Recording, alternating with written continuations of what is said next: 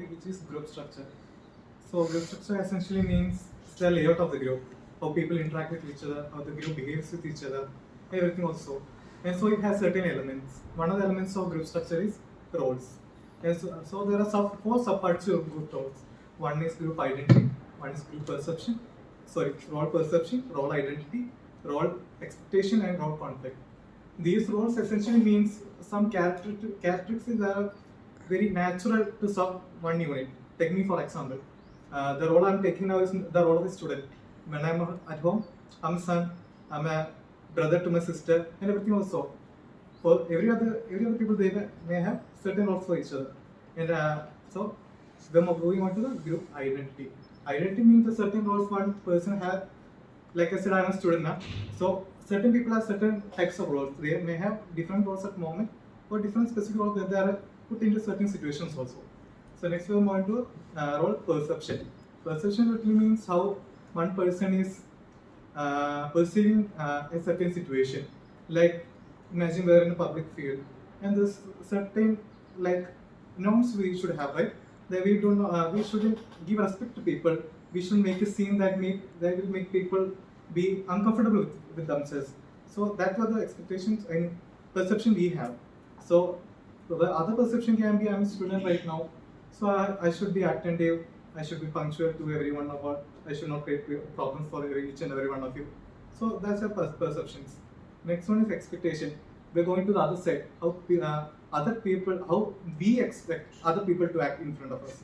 Like, I'm a friend, right? You should not make any problems with me, right? You should agree with me everything, right? That's the expectation I have for you.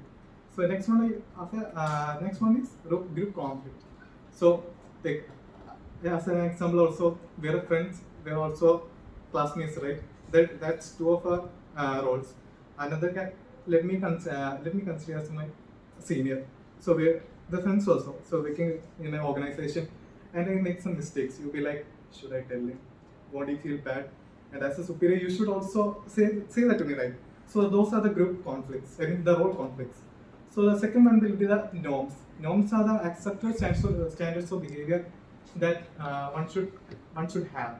So these norms are of four types: performance, appearance, social setting, and resource allocation. One is performance.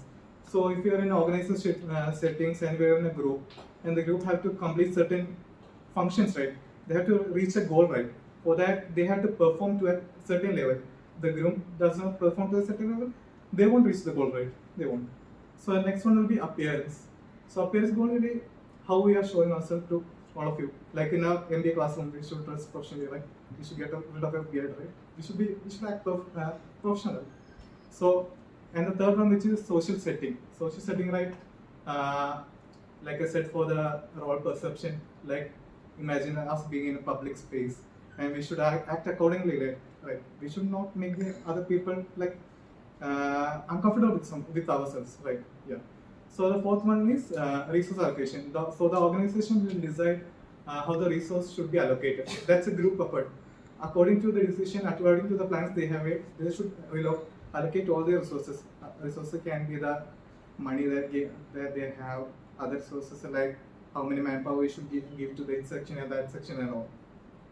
And that's for the norms. And the third one is conformity.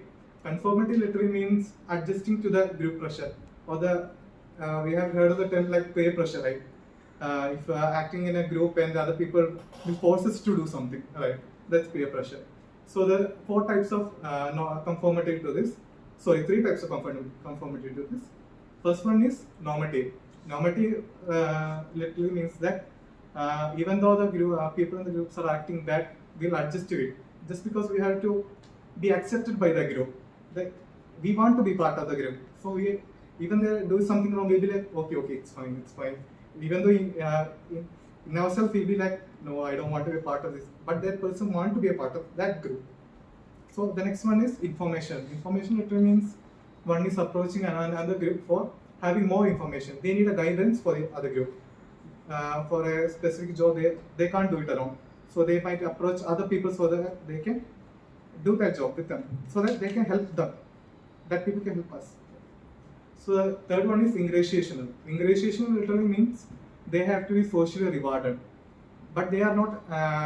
They have no problem with being rejected by other people. They have to be praised or be rejected by other people. They have to be socially awarded. That is ingratiation conformity. So that's it for the conformity side. Any doubts regarding roles, norms, and conformity?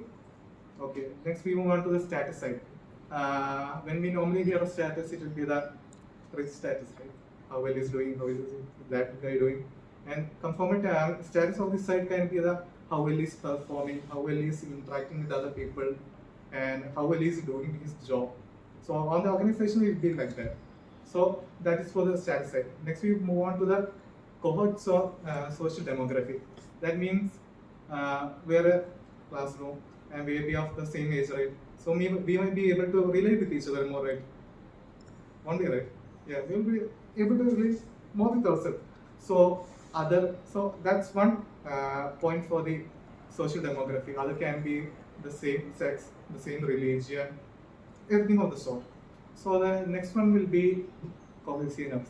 Cohesiveness is the degree of attachment you have with other people. With some people you'll be comfortable, and other people you have a lot of attachment, right?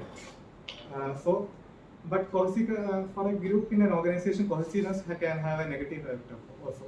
The cohesiveness should have a specific norms to this side. Norms here, if we are planning something and a group of very talkative people and we are going somewhere to do a job, and the obvious thing we will do will not do the job and just talk it out. We'll talk the entire time. But in a professional field, will be like they have to complete a goal. So the group members in the group will have a specific function or goal or norms, if I suppose, so that they can do their jobs properly. But so cohesiveness with proper norms will have good cohesiveness that will lead to greater productivity. Next one is social loafing. Social loafing literally means when we're doing a presentation that consists of a group of 6 or 7 people, one guy will do all the content and the other guy will do the presentation. The rest of the people may just sit there, right? They'll wait for that. This is my part. I should do this part? Yeah, okay. That is the social loafing of the game. They will literally doing short, like minute work for the specific job they have. So that's all for my topic. Any doubts?